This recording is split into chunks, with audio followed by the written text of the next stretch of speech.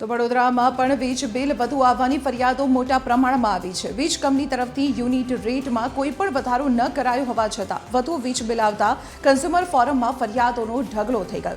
ઉપભોક્તા અધિકાર સંગઠન પાસે સૌથી વધુ ફરિયાદો સ્માર્ટ મીટર લગાવ્યા બાદ વીજ બિલ વધારે આવતું હોવાને લઈને મળી રહી છે।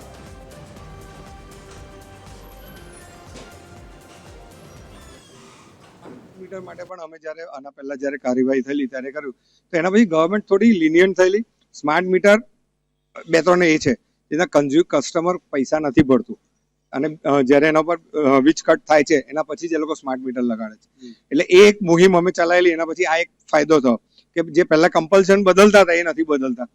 હા, કમર્શિયલ પ્લેસીસમાં બદલવાનું ચાલુ કરી દીધા છે લોકો, પણ મેજર કેસીસ આજની તારીખમાં પણ એ જ છે।